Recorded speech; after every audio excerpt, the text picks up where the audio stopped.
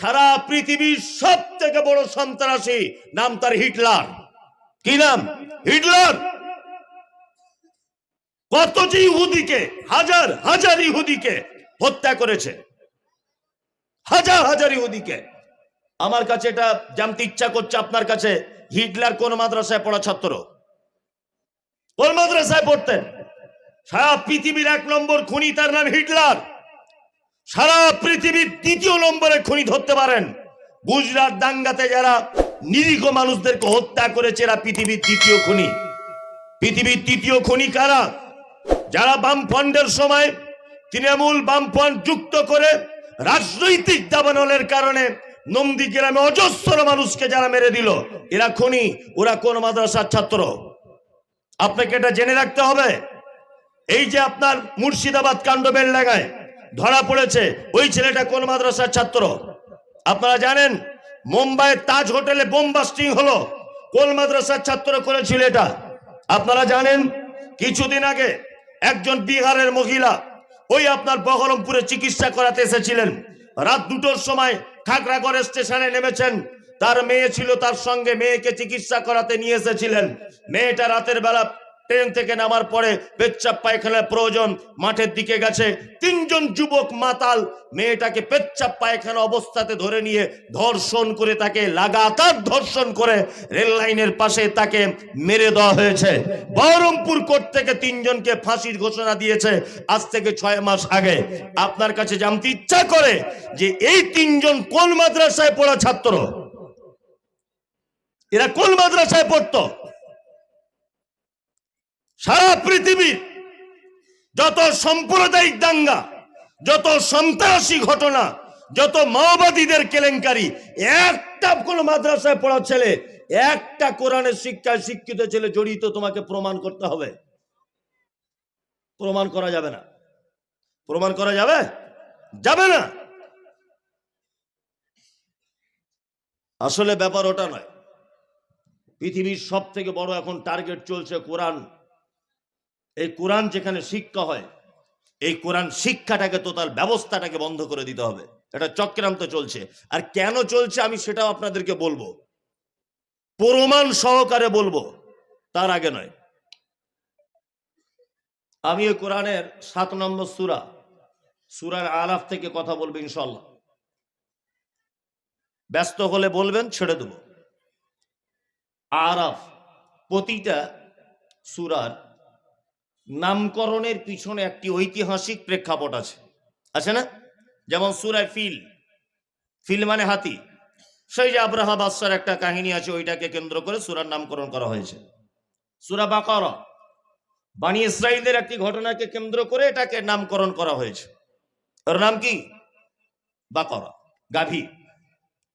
যেমন সূরা ফাতিহা, ফাতিহা মানে প্রারম্ভিকা, কোরআনের শুরুতে এটা আনা হয়েছে, এই জন্য এর নাম ফাতিহা। আরাফ কার নাম?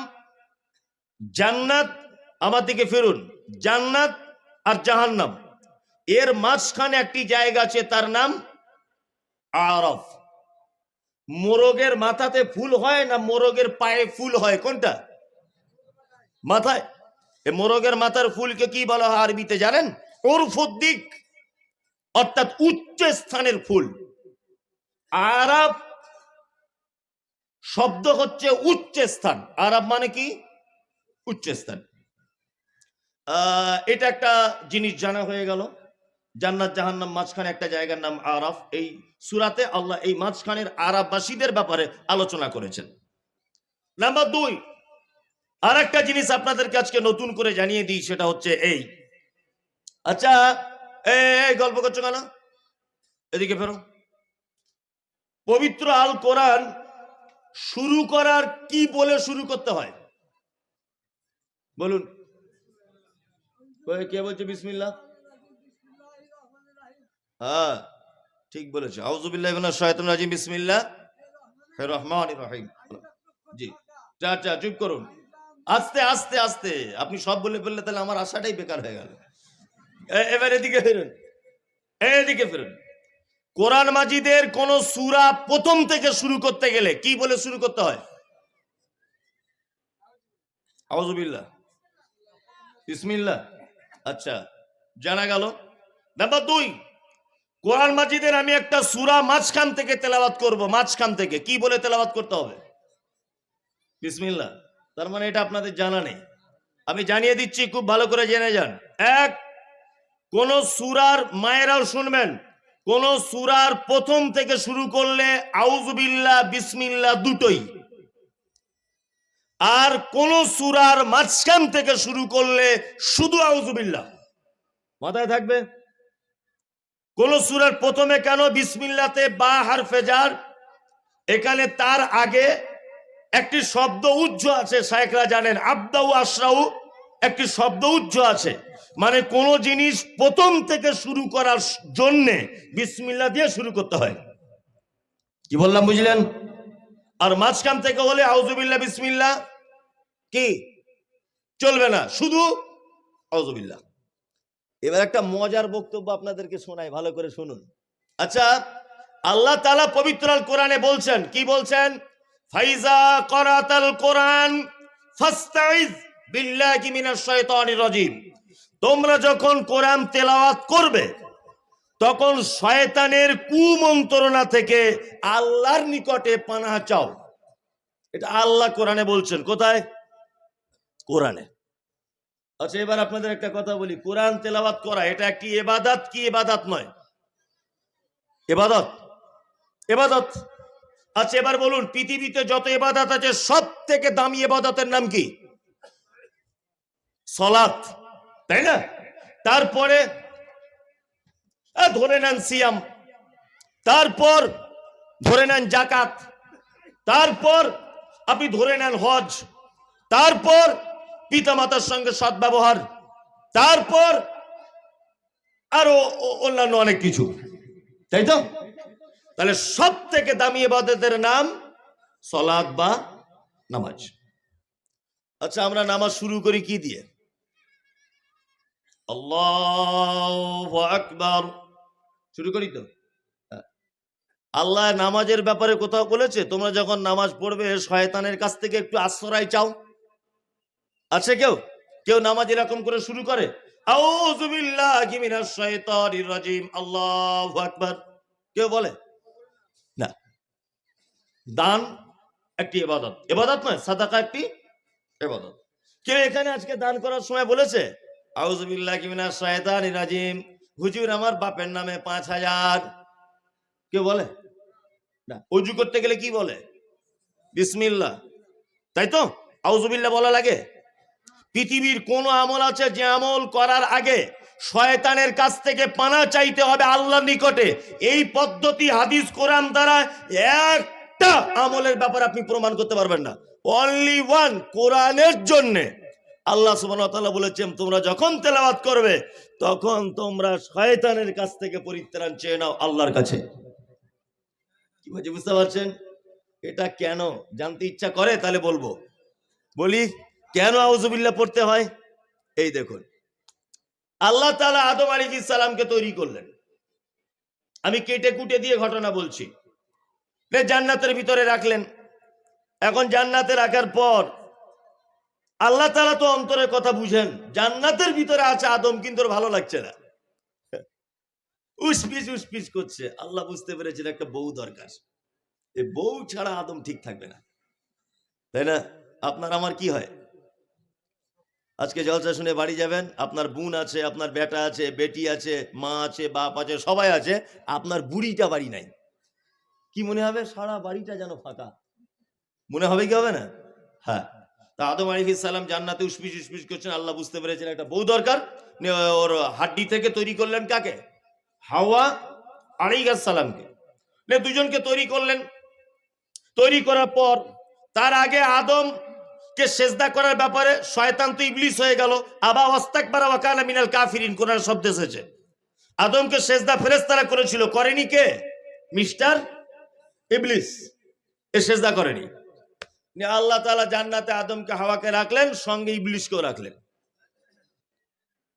আল্লাহ এবার বলছেন আদমকে, আদম তোমরা দুজন জান্নাতে সবকিছু করবে, ওই গাছের ফলটা খাবে না। কি গাছের ফল? খাবে না। এখন শয়তান এটা বুঝতে পেরেছে, তখন আল্লাহ কথা বলার পরে তখন শয়তান আদমকে বলছে, পাগল কথা, কি মিষ্টি জানিস, তোরা বেশি করে খেয়ে নিবি বলে আল্লাহ মানা করেছে, খেয়ে দে, খেলে যা। স্বামী স্ত্রী যুক্তি করে দুজনা খেয়ে নিয়েছে, শয়তান কুমন্ত্রণা দিয়েছে, খেয়ে নিয়েছে। যখন খেয়ে নিয়েছে আল্লাহ তাআলা বলছেন, চল বেরো জান্নাত থেকে, বেরো, দুজনে জান্নাত থেকে বেরো, যা সবাই বেরো জান্নাত থেকে বেরো। আদম আলাইহিস সালামকে পাঠালেন কোথায়? ভারতে। কোথায়? ভারতে। যদি বলছেন হুজুর শ্রীলঙ্কায়, এই বোকা, শ্রীলঙ্কা তখন ভারত ছিল। যারা আমাদেরকে বলছে এনআরসি করে তোদেরকে ভরে দেবো ডিটেনশন ক্যাম্পে, যারা বলছে সিএ করব, যারা বলছে এদেশ থেকে মুসলিমদেরকে আমরা অনুপ্রবেশকারী হিসাবে দেখছি, দেশ থেকে বার করে দেবো, শুনে রেখে দাও, এই দেশে আমার বাপের 14 পুরুষ নয়, পৃথিবীর আদি মানব তিনি হচ্ছেন আদম আলাইহিস সালাম, এই দেশের নাগরিক ছিলেন, এই দেশে প্রথমে পাঠানো হয়েছিল। তুমি কি আমাদের ডকুমেন্টস দেখবে? হ্যাঁ, তুমি কি আমাদের ডকুমেন্টস চেক করবে? আমাদের বাপ আদম পর্যন্ত দেশে ফেলেছিল আল্লাহ।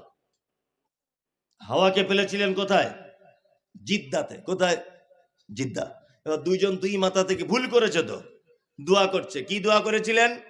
রব্বানা যালামনা আনফুসানা ওয়া ইল্লাম তাগফির লানা ওয়া তারহামনা লানাকুনান্না মিনাল খাসিরিন। দুজনা দুই দিক থেকে যখন দোয়া করছেন, আল্লাহ তাআলা তখন বলছে, যা তাদেরকে ক্ষমা করে দিলাম, এতবার যখন বলছি যা ক্ষমা করে দিলেন। আউযুবিল্লাহ পড়তে হয় কেন সেটা বলছি, মনোযোগ দিয়ে শুনুন, অনেক মজা আছে এতে। লাস্টে আল্লাহ তাআলা ক্ষমা করে দিলেন। এবার আল্লাহ আদমকে হাওয়াকে ডেকে বলছে, তোমাদের দুজনকে পৃথিবী নামক একটা জায়গাতে পাঠাবো, দুজনকে যেতে হবে। তখন আদম মনে মনে ভাবছে যে পৃথিবীতে যাব ঠিক আছে, সঙ্গে কি কেউ থাকবে? একবার তো ইবলিস জান্নাতে থেকে বার করে দিল ভুল করে, সঙ্গে কি কেউ থাকবে? আল্লাহ তাআলা বলছেন সঙ্গে ইবলিস থাকবে। আদম বলছে তাহলে আর মনে হয় হলো না, আর মনে হয় হলো না, জান্নাতে যাওয়া আর হলো না। আল্লাহ তাআলা আদমের মন খারাপ দেখে বলছে, আদম শোনো, তোমাদের দুইজনকে পৃথিবীতে আমি এমনি ছেড়ে দিব না, তোমাদের সঙ্গে একটি কিতাব দেব। এই কিতাব অনুযায়ী যদি তোমরা চলো, তাহলে পৃথিবীর কোন শয়তান তোমাদের পথভ্রষ্ট করতে পারবে না। শয়তানের কানে খবর গেছে যে তাহলে ওদের দুইজনকে কিতাব দিচ্ছে, গাইড বুক, দাঁড়াও তোমার গাইড বুকের 12টা বাজাবো। ওই জন্য আপনাদেরকে একটা কথা বলি, আদম থেকে নিয়ে ঈসা আলাইহিস সালাম পর্যন্ত যত নবী এবং রাসূলকে আল্লাহ তাআলা কিতাব দিয়েছিলেন, প্রতিটা কিতাব শয়তানি করে সমস্ত কিতাব পরিবর্তন করেছে। তার একটা প্রমাণ বলি, ঈসা আলাইহিস সালামের কাছে কোন কিতাব এসেছিল? ইনজিল। ইতিহাস ঘেঁটে দেখুন, ইনজিল অবতীর্ণ হয়েছিল ইয়ারমিক ভাষাতে, পরবর্তীতে ট্রান্সলেট করা হয়েছে হিব্রু ভাষাতে। সারা পৃথিবীর কোন জাদুঘরে, সারা পৃথিবীর কোন হাই এডুকেটেড মানুষের বাড়িতে, সারা পৃথিবীর কোন দামি কক্ষে ওই ইয়ারমিক ভাষার ইনজিল আজ আর নেই। বর্তমানে খ্রিস্টান ভাইরা তারা যে বাইবেল ব্যবহার করে আর দাবি করে এই সেই বাইবেল যেটা নবী ঈসার কাছে এসেছিল, এই মুমতাজুল ইসলামের কথা দ্ব্যর্থহীন ভাষাতে বলছি, ও বাইবেল ওই বাইবেল নয় যেটা ঈসার কাছে এসেছিল। ঈসার কাছে এসেছিল যে বাইবেল, যে ইনজিল, ওটা ইয়ারমিক ভাষাতে অবতীর্ণ, পরবর্তীতে ট্রান্সলেট করা হয়েছে হিব্রু ভাষাতে। বর্তমান খ্রিস্টান ভাইরা যে বাইবেল ব্যবহার করেন, এই বাইবেলটা খ্রিস্টান ভাইদের নিজস্ব যাজকদের দ্বারাতে তৈরি করা বাইবেল। শয়তান পরিবর্তন করে দিয়েছে। ঈসা আলাইহিস সালামের পরে কোন নবী এসেছেন? মুহাম্মদ সাল্লাল্লাহু আলাইহি ওয়াসাল্লাম। মুহাম্মদ সাল্লাল্লাহু আলাইহি ওয়াসাল্লামের কাছে কোন কিতাব এসেছে? আল কোরআন। শয়তান তখন মনে মনে ভাবছে মুসার কিতাব পরিবর্তন করেছি, ঈসার কিতাব পরিবর্তন করেছি খ্রিস্টানদেরকে দিয়ে, এইবার মুহাম্মাদের কিতাবটা পরিবর্তন করে দিলেই আমার খেল খতম, কারণ মুহাম্মদ শেষ নবী সাল্লাল্লাহু আলাইহি ওয়াসাল্লাম। তাহলে জাতি এবার পথভ্রষ্টতার মধ্যে চলে গেল। শয়তান খুব বগল বাজাচ্ছে। এখন আল্লাহ কোরআনে আয়াত অবতীর্ণ করলেন, ইন্না নাহনু, আল্লাহ তাআলা বলছেন ইন্না নাযালনা যিকরা ওয়া ইন্না লাহু লাহাফিজুন, আমি এই কোরআন অবতীর্ণ করেছি, এই কোরআন সংরক্ষণের দায়িত্ব আমি আল্লাহ নিজে হাতে নিলাম। শয়তান তখন দেখছে আচ্ছা আমাকেও বানিয়েছে আল্লাহ, মুহাম্মদকেও বানিয়েছে আল্লাহ, ইবলিসকেও বানিয়েছে আল্লাহ, কোরআনও তার কথা। এখন কোরআনের হেফাজতের দায়িত্ব নিচ্ছে কে? আল্লাহ। ইবলিস দেখছে তাহলে এর বিধান আর পরিবর্তন করা যাবে না, স্বয়ং তো দায়িত্ব নিচ্ছে না আল্লাহ। তখন ইবলিস মনে মনে ভাবছে এক কাজ করা যাবে। এই দেখুন আপনাদেরকে একটা কথা বলি, ধরে নেন এটা জলসার হ্যান্ডবিল। এটা কি জলসার হ্যান্ডবিল? এর ভিতরে কে প্রধান বক্তা, কে দামি বক্তা, কে কম দামি, কে সভাপতি, কিসের কারণে জলসা, কোন গ্রামে জলসা। আচ্ছা বলুন তো, আমি এটা খুলবো তবে তো বুঝতে পারবো, না দেখে বোঝা যাবে? যাবে না। ইবলিস শয়তান দেখছে আরে মানুষ কোরআন পড়বে তবে তো তার বিধান জানতে পারবে, যাতে কোরআন না পড়ে সেই ব্যবস্থাটা আমি করব। কি বলছি বুঝতে পারছেন না? সেই ব্যবস্থা কে করবে? হ্যাঁ, ইবলিস করবে। আর ইবলিস করছেও তাই। তাহলে এখন কি করতে হবে? ওই জন্য যারা মাদ্রাসার ছাত্র, আমরা সবাই জানি যে, শুনেছি যে মাদ্রাসার ছাত্র মানে খুব বদমাশ, শুনি না? বলি কি আমরা বলি না? বলি। তোমার ছেলে ইংলিশ মিডিয়ামে পড়ে তো ইবলিসের মাথা কোনো গরম নেই, জানে ও এমনিতে পথভ্রষ্ট হয়ে যাবে, ওর বলা লাগবে না। হ্যাঁ, তোমার ছেলে গান শেখে, শয়তানের কোনো মাথা খারাপ নেই, তোমার ছেলেটাকে মাদ্রাসায় ভর্তি করো, কোটি কোটি শয়তানের পিছনে লেগে থাকবে।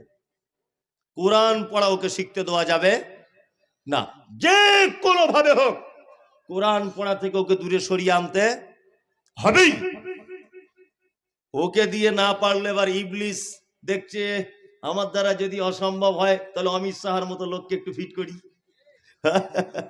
আমি তো একা পারবো না, তাহলে দিলীপ বাবুকে একটু ফিট করে দিই, শুভেন্দু বাবুকে একটু ফিট করি, আর কটা মিডিয়া, গোলাম মিডিয়াকে কিছু ফিট করে দিই, যে মাদ্রাসায় গিয়ে শুধু কুটুর কুটুর করে বলবে সন্ত্রাস হাবি যাবি, সরকারি ভাবে বন্ধ করে দিক, তাহলে আর কোরআন পড়া হবে না।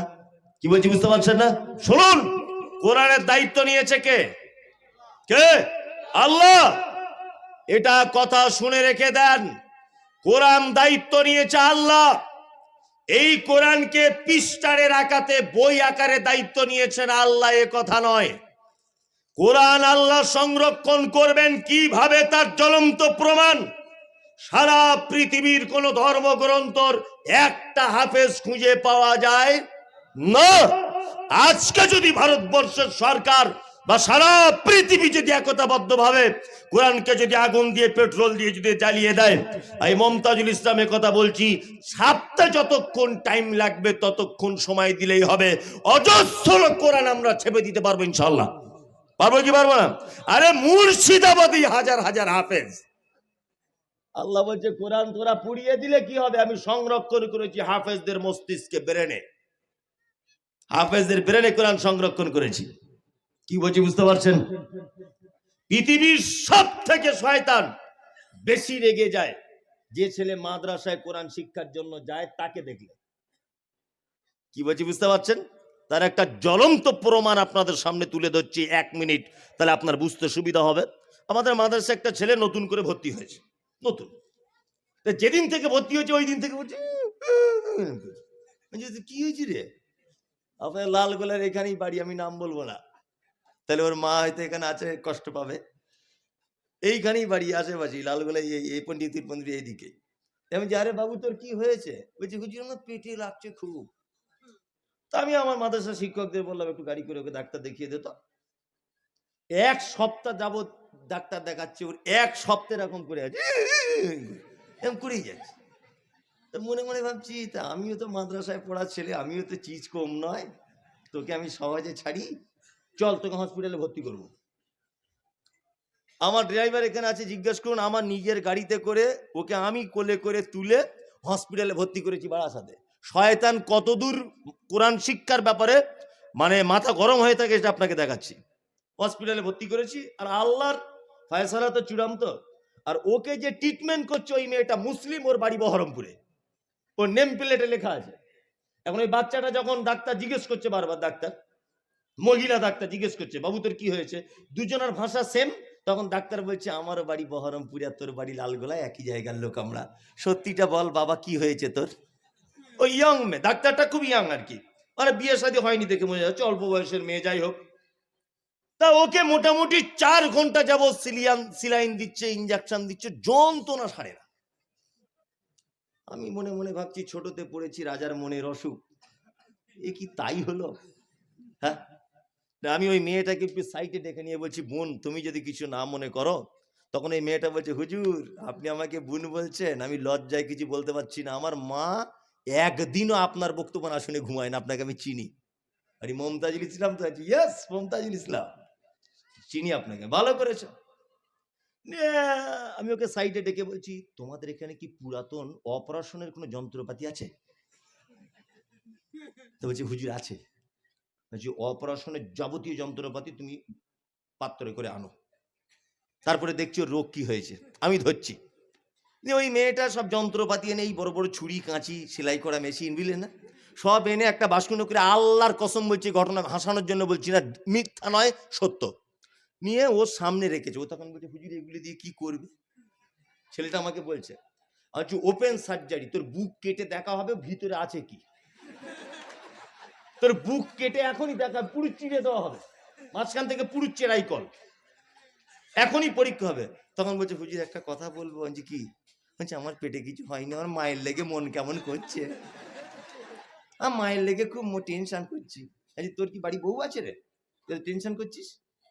হ্যাঁ, ছেলেটার নাম বলবো না, আলহামদুলিল্লাহ 13 পারা ছেলেটা হিপস করছে, নুরানি কায়দা থেকে শুরু করেছে। তখন আমি মনে মনে ওর গায়ে হাত বোলাচ্ছি আর বলছি, মারবো না তোকে, কোনো ভয় নেই, তবে তোর তো কোনো দোষ নাই, দোষ হচ্ছে ইবলিশ শয়তানের।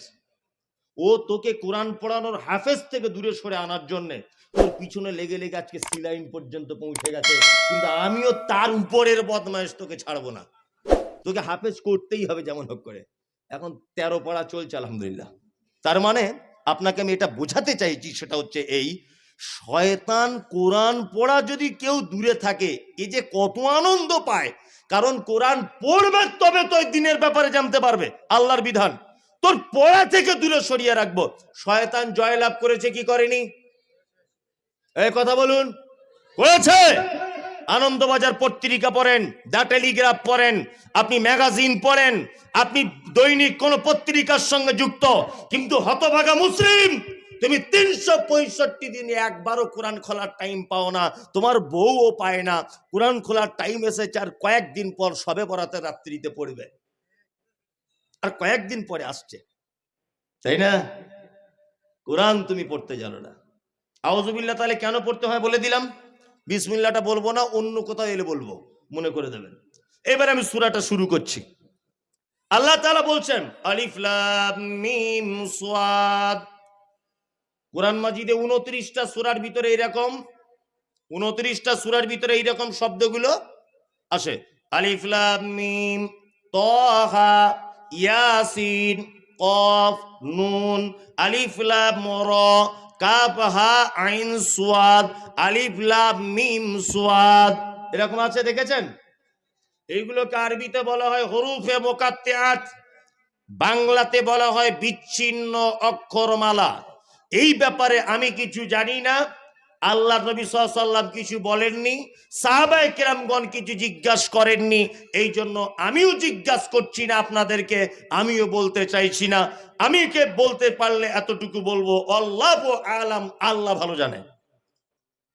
তারপরে আল্লাহ কি বলছেন? কিতাবুন উনজিলা ইলাইকা ফালা ইয়াকুন ফি সাদরিকা হারাজুম মিনহু লিতুনজিরা বিহি ওয়া যিকরা লিল মুমিনিন। আল্লাহ বলছেন এটা একটি কিতাব। এটা কি? একটি কিতাব। উনজিলা ইলাইকা, যেটা আপনার উপর অবতীর্ণ করা হয়েছে। এই কিতাব কার উপর অবতীর্ণ হয়েছে? মুহাম্মদ সাল্লাল্লাহু আলাইহি ওয়াসাল্লামের উপর। আল্লাহ নবীকে বলছেন, আপনি এই কিতাবের দ্বারাতে মানুষকে দাওয়াত দেন। মানুষকে কি করুন? দাওয়াত দেন। আর দাওয়াত দিতে গেলে সমস্যা হবে। সমস্যা হলে যেন আপনি ভয় পাবেন না, আর সমস্যা হয়ে গেলে আপনার মনে যেন সংকীর্ণতা সৃষ্টি না হয়। কি বললাম বুঝলেন? লিতুনযিরা বিহি, আপনি ভয় দেখান কিসের দ্বারাতে? কোরআন দিয়ে মানুষকে ভয় দেখাতে হবে। কি বললাম বুঝলেন? তবলিগ কি দিয়ে করতে হবে? কোরআন দিয়ে করতে হবে। আরে আমি মমতাজুল ইসলাম বলে আমাকে আমি নাকি বিতর্কিত লোক। আমি বিতর্কিত লোক হতে যাব কেন? আমি উচিত কথাটা বলি বলে তোমার ব্যবসাতে ঘাঁটা পড়েছে, এটাই, আর কিছু না। তুমি বলছো আমি তবলিগ করি, তুমি তবলিগ করো, তবলিগ করা ফরজ, করো তুমি, কোনো সমস্যা নেই। 40 দিনের জন্য বাড়ি থেকে বার হয়ে গেল, 4 মাসের জন্য বাড়ি থেকে বার হয়ে গেল, আপনি যান, কোনো সমস্যা নেই, আমি যেতে মানা করিনি। তবে আপনার কাছে এটা আমার বিনীত অনুরোধ, আপনি এশার নামাজের পরে বলছেন দাঁড়িয়ে বাকি নামাজ বদ আপনারা বসে যাবেন, দ্বীন ঈমানের কথা আলোচনা হবে। দ্বীন ঈমানের কথা আলোচনা কি দিয়ে হবে? দুটি মাত্র বই, একটা বই বার করেছে তার নাম ফাজাইলে আমল, আর একটা বই বার করেছে তার নাম মুনতাখাবে হাদিস। কিয়ামত পর্যন্ত যদি এই তবলিগ চলতে থাকে, কিয়ামত পর্যন্ত এই তবলিগে সফলতা আসতে পারে না। কারণ তবলিগ করতে হবে, দাওয়াত দিতে হবে মানুষকে, কি দিয়ে? কোরআন দিয়ে দাওয়াত দিতে হবে। ওই লোকটাকে যখন বলতে যাচ্ছি ভাই সূরা ফাতিহার বাংলাটা বলে একটু শোনান না, মানুষের উপকার হোক, তখন বলছে আমাদের উপর মহল থেকে মানা করা আছে। তোমার উপর মহল আগে না কোরআন আগে? কে? কোরআন আগে। আল্লাহ এখানে আর একটা কথা বলেছেন। কি কথা বলেছেন? আর একটা কথা বলেছেন, কোরআনের দাওয়াত দিতে গেলে সমস্যা হবে, ঝগড়া বেঁধে যাবে, মারামারি হবে, বিশৃঙ্খলা হবে, কিন্তু আপনার মনে যেন কোনো ভয়, কোনো ভীতি, কোনো সংকীর্ণতা যেন সৃষ্টি না হয়। এ কথা কে বলছেন? আল্লাহ। কাকে বলছেন? মুহাম্মদ সাল্লাল্লাহু আলাইহি ওয়াসাল্লামকে। আমি যেখানেই যাই সেখানেই আমাকে বলে একটু নরম করে বলবেন হুজুর। কেন নরম করে? না মাদ্রাসা চালাই, সবার কাছে চাঁদা নিতে হয়। এই আল্লাহ কোরআনে বলেছেন আদুলাউ তুদহিনু ফায়ুদহিনুন, নবী তারা চায় আপনি একটু নরম হয়ে যান, তাহলে আপনাকে তারা কোনো ক্ষতি করবে না। আল্লাহ নবী যদি বলতেন 360টা দেবদেবীর পূজা তোমরা করছো, তোমরা করো, আমি আমার আল্লাহর ইবাদত করি, তাহলে আল্লাহ নবীকে আর মক্কা ত্যাগ করতে হতো না, তিনি মক্কাতেই থাকতেন। কিন্তু তিনি বলেছেন না, 360টা দেবদেবীর যে পূজা অর্চনা করো এটা ভুল। ইবাদত শুধুমাত্র একজনের হবে, তিনি সপ্তম আকাশের উপরে থাকেন, আর রহমান আলাল আরশি ইস্তাওয়া, এক আল্লাহর ইবাদত হবে। 360টা দেবদেবীর পূজা অর্চনা চলবে না। তোমরা যে মানত করো গায়রুল্লাহর নামে, এ মানত চলবে না। আবু জাহেল, তুমি যে পাথরের মূর্তিতে সেজদা করো এটা ভুল, সেজদা একজনের করতে হবে, তিনি আল্লাহ। এই কথা যখন মুহাম্মদ সাল্লাল্লাহু আলাইহি ওয়াসাল্লাম বলেছিলেন, তখনই লোকটাকে মক্কায় অত্যাচার করে তাড়িয়ে দেওয়া হয়েছিল। কোথায়? মদিনাতে। আল্লাহ কোরআনে বলছেন অদ্দুম লাউ তুদহিনু ফায়ুদহিনুন, নবী তারা চায় আপনি একটু নরম হয়ে যান, তাহলে তারাও নরম হয়ে যাবে, আপনাকে শহর ত্যাগ করতে হবে না, তারা চায় এটা। তার মানে বুঝতে পারা যাচ্ছে, আমি একটা কথা আমার মাথাতে ঢোকে না, বক্তা বক্তব্য দিয়ে যখন নেমে যাচ্ছে, চোর বলছে সাংঘাতিক বক্তা, হ্যাঁ, সুদখোর বলছে সাংঘাতিক বক্তা, মাতাল বলছে সাংঘাতিক বক্তা, যে ব্যভিচারে লিপ্ত সে বলছে সাংঘাতিক বক্তা, বেনামাজি বলছে সাংঘাতিক বক্তা। তা আমি বলছি ও বক্তা না দিশি আলুর মতো সব তরকারিতে থাকে? কি বলছি বুঝতে পারছেন না? ও বক্তা কি করে হয়? সবাই ভালো বলে, হ্যাঁ, নয় বেনামাজি খারাপ বলবে, নয় সুদ করে উঠে চলে যাবে, তাই না? তবেই তো সে বক্তা। আর সবাই বলছে ভালো বক্তা, সবাই বলছে ভালো বক্তা, তার মানে বুঝে নিতে হবে বক্তা এখনো সঠিক কথাটা বলেনি, গোপনে রেখে দিয়েছে। কি বলছি বুঝতে পারছেন না? সঠিক কথা বললে মার খেতে হবে কি হবে না? হবে। তাহলে একটা জ্বলন্ত প্রমাণ দিই আপনাদেরকে। মুহাম্মদ সাল্লাল্লাহু আলাইহি ওয়াসাল্লামকে মক্কা ছেড়ে আসতে হয়েছিল কোথায়? কোথায়? মদিনাতে। ভারতবর্ষের গৌরব, ভারতবর্ষের কৃতি সন্তান, নাম তার ডক্টর জাকির নায়েক, মুম্বাইয়ে তার বাড়ি। কারুর বইয়ের ব্লাউজ ধরে টানার কারণে দেশ ছাড়তে হয়েছে? কারুর মেয়ের ওন্না ধরে টেনেছে? তাহলে ওকে দেশ ছাড়তে হলো কেন? কিসের কারণে? এই মাত্র কোরআনের দাওয়াত দেওয়ার কারণে। আপনারা জানেন খুব ভালো করে, উপর বাংলার প্রখ্যাত আলেম ডক্টর আসাদুল্লাহ গালিব হাফেজাহুল্লাহ, বহু গ্রন্থ প্রণেতা, একজন মারাত্মক বড় আলেম, ইলমের পণ্ডিত। এই লোকটাকে জেলখানাতে থাকতে হয়েছে। আপনারা জানেন উপর বাংলার বিখ্যাত আলেম আব্দুর রাজ্জাক বিন ইউসুফ, যার বক্তব্য আমরা শুনি, যেখানেই যায় গাড়ি ভেঙে দিচ্ছে, হাতে বাঁশ দিয়ে আঘাত করছে, 500 কোটি টাকার মামলা। আপনারা জানেন মুজাফফর বিন মহসিন বাংলাদেশের প্রখ্যাত আলেম, জানেন প্রখ্যাত আলেম, বাংলাদেশে জেলখানাতে পচে পচে কিছুদিন আগে বার হয়েছে।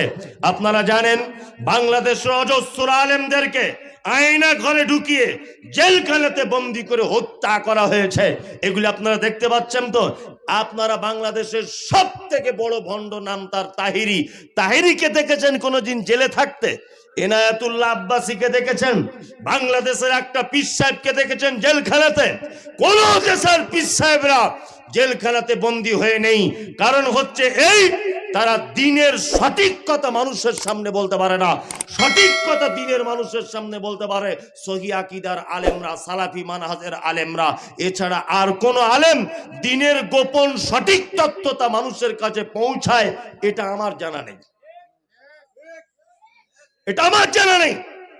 সারা ভারতবর্ষের একটা পীর সাহেব কাপি দেখান যে পীর সাহেবটা জেল খেটেছে। সারা বাংলাদেশের অজস্র আলেম জেলখানাতে বন্দী, সব সহি আকীদার। আল্লামা দেলোয়ার হোসেন সাঈদী, তিনি সহি আকীদা সালাফি মানহাজের ছিলেন না, কিন্তু ডাক্তার মুজাফফর বিন মহসিনের একটা বক্তব্য, একটা বই পড়ে জেলখানার ভিতরে তিনি সহি আকীদার মানহাজের উপরে চলে এসেছিলেন। আল্লাহ ওনাকে তুমি জান্নাতের উচ্চ মাকাম দান করুক, বলুন আমিন। আমিন, জোরে বলুন আমিন। আমিন। ছোট্ট কুটির ভিতরে যার বসবাস করার জায়গা, আল্লাহ দেলোয়ার হোসেন সাঈদীর দোয়া কবুল করেছে। অজস্র আলেমদের চোখের পানি কবুল করে ঝাঁটা মেরে, জুতো মেরে সরকারকে পালাতে রাতারাত্রি রাস্তা পেল না। অজস্র আলেমদের